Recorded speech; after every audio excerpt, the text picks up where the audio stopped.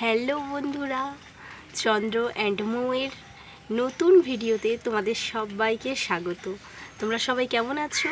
আশা করছি তোমরা সবাই খুব ভালো আছো, আর আমিও মোটামুটি খুবই ভালো আছি। অনেক দিন তোমাদের সাথে গল্প করা হয়নি, তাই ভাবলাম তোমাদের সাথে একটু গল্প করা যাক, তাই আজকে একটু গল্প করতে এলাম। আর আমি এই জানালার ধারটাতে বসে আছি।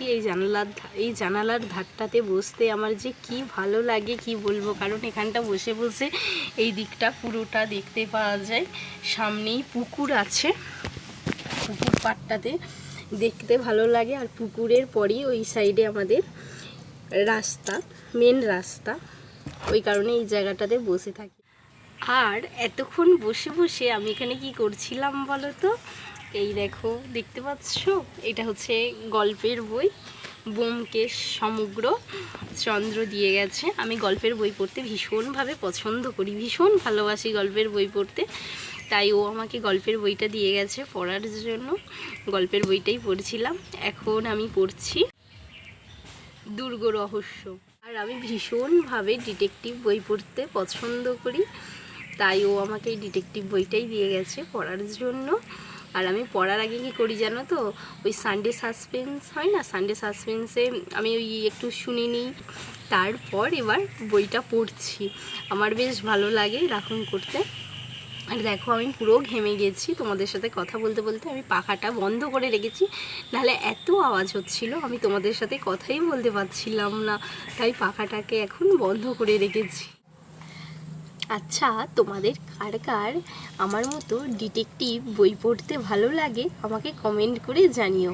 আর কোনটা ভালো লাগে, ফেলুদা না ব্যোমকেশ না অন্য কিছু, কোনটা ভালো লাগে একটু জানিও। হ্যাঁ, এখানে একটা দেখো মুরগি আছে, মুরগিটা ডাকছে, এই দেখো।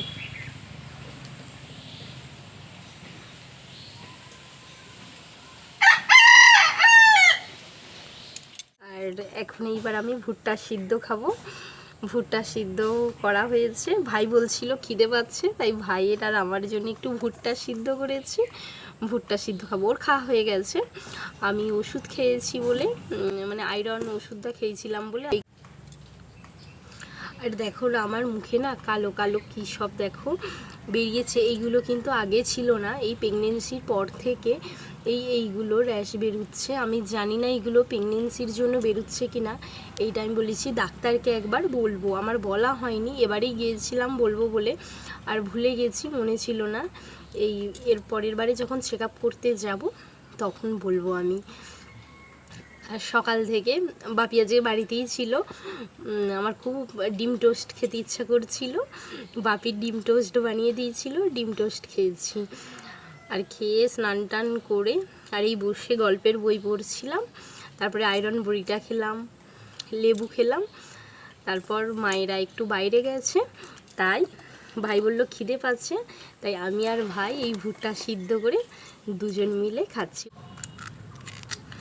এটা পোড়া না, এটা সিদ্ধ করা, প্রেশার কুকারে মা সিদ্ধ করেছে। সিদ্ধ করে নুন আর লেবু, মানে ওই বিট লবণ আর কি, বিট লবণ আর লেবু মিশিয়েছে, লাগিয়ে দিয়েছে, এখন সেটাকে খাচ্ছি। আর এই ভুট্টাটা জানো তো চন্দ্র পুরুলিয়া থেকে এনেছে। পুরুলিয়াতে তো ভুট্টা চাষ হয়, তাই ওখানে অনেক কম দামে ভুট্টা পাওয়া যায়। মানে 1 কিলো ভুট্টা 15 টাকা 20 টাকা করে নেয়। আর এখানে তো কিনতে গেলে 20 টাকা 30 টাকা পিস একটা ভুট্টা। আমাদের এখানে যখন রথের মেলায় ভুট্টা বসেছিল, ওরে বাবরে, এক পিস ভুট্টার দাম 30 টাকা, আর ওখানে 15 টাকা 20 টাকা কিলো ভুট্টা পাওয়া যায়। হাই, আমি চন্দ্র। অনেক দিন পর তোমাদের সাথে গল্প করতে এলাম। এরপর প্রায় প্রতিদিন এবং নিয়মিত তোমাদের সাথে গল্প করতে আসবো এই ব্লগে।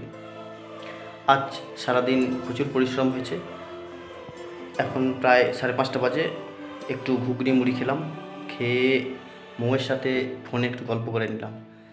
এখন বিকাল হয়ে গেছে, তাহলে আর ঘরে এই মুহূর্তে ভালো লাগবে না, তাই বাইরের দিকে একটু ঘুরে আসি, বাইরের প্রকৃতিটাকে একটু এনজয় করি। চলো।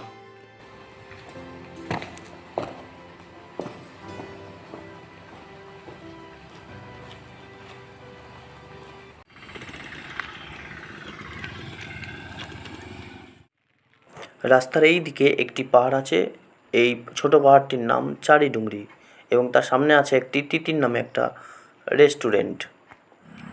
ঘড়িতে প্রায় 6:10-15 হয়ে গেছে।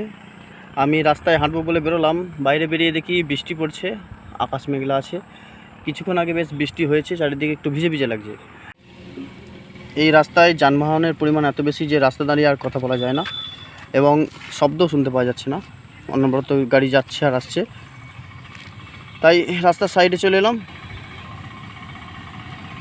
এই রাস্তাটা মানবাজার থেকে টাটা যাওয়ার রাস্তা, খুব ব্যস্ত রাস্তা। সমমঙ্গল বুধ এই পুরুলিয়া জেলা জুড়ে এখানে মনসা পুজো আছে। মনসা পুজো উপলক্ষে গাড়ি চলাচল বন্ধ থাকে এবং স্কুল কলেজেও ছুটি থাকে।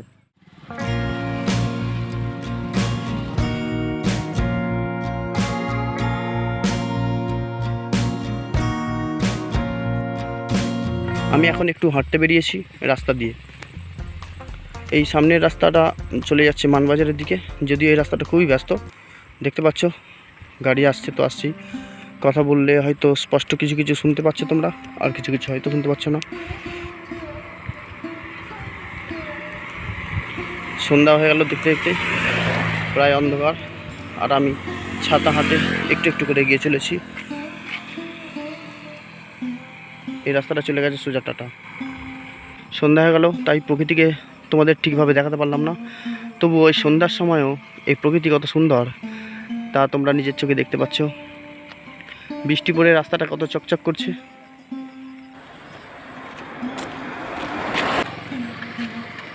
এই স্নিগ্ধ গাঢ় সবুজের বুকে আর একটা সভ্যতার কালিমা উপস্থিত হচ্ছে। সবুজ প্রকৃতির বুকে একটা একটা করে বাড়ি তৈরি হচ্ছে, আর প্রকৃতির নির্মলতাকে, প্রকৃতির সৌন্দর্যতাকে আস্তে আস্তে নষ্ট করে দিচ্ছে। সবুজের অনটন ঘুরতে চলেছে। হাঁটতে হাঁটতে চলে এলাম গ্রামেরই এক চায়ের দোকানে। সেখানে এসে চা ও পকোড়া খেয়ে নিলাম। আসলে এই বৃষ্টি ভেজা দিনে গরম চায়ের সাথে পকোড়া বেশ ভালোই লাগলো, তাও যদি হয় শাল পাতায় নয়, অঙ্ক বইয়ের পাতায়।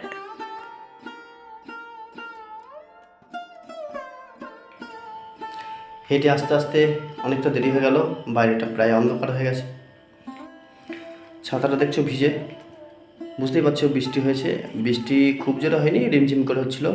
সামগ্রিকভাবে সারাদিনে বৃষ্টির পরিমাণ কমই, তবে যে পরিমাণ বৃষ্টি হয়েছে তাতে সাধারণ মানুষ বাইরে সহজে বেরোতে পারেনি।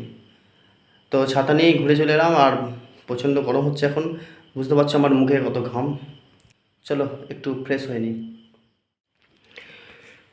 কালকে বাড়ি যাব, সেই জন্য ব্যাগ প্যাকিং করে রেখেছি। দেখতে পাচ্ছ ব্যাগে লাউ, এই লাউটা এখানে 5 টাকা পিস, তাই গোটা চারেক নিয়ে নিয়েছি, যেহেতু যাব নিয়ে যাব। আর এই হলো ভুট্টা, অনেক ভুট্টা আছে আমাদের ওখানে, 25-30 টাকা পিস এমনিতেই, তার এখানে 20 টাকা কেজি পেয়েছি। এই হাট যে এখানে যে হাটগুলো বসে, সেই হাটে এগুলো খুব বিক্রি হয়। এই যে ভুট্টা দেখতে পাচ্ছ, খুব কচি, এগুলো খেতে খুব সুস্বাদু এবং স্বাস্থ্যকর বটে। এই ভুট্টাগুলো আমি এইভাবে রেখেছি কেন তোমরা বলতেই পারো। আসলে লক্ষণ রেখা দিয়ে রেখেছি, যাতে পিঁপড়ে আর আরশোলা ভিতরে ঢুকতে না পারে। এই লক্ষণ রেখার ভিতরে আছে বালতি, সেই বালতির ওপরে ব্যাগে করে গুছিয়ে রেখেছি এই ভুট্টাগুলি। স্পেশালভাবে এই ভুট্টাতে পিঁপড়ের আক্রমণ ঘটে, এবং ভুট্টায় যদি পিঁপড়ে লাগে তাহলে সেগুলো নিয়ে যাওয়াটা খুব দুঃসাধ্য হয়ে উঠবে। তাই সেফ অ্যান্ড সিকিওর হিসাবে, তাই খাদ্যকে সুরক্ষিত করার জন্য এইভাবেই রেখেছি, আর আমার নিয়ে যাওয়ার ক্ষেত্রেও অনেকটা সুবিধাজনক হবে। কমেন্টে জানিও এই পদ্ধতিটা কেমন লেগেছে তোমাদের। আজকের ব্লগ এই পর্যন্তই।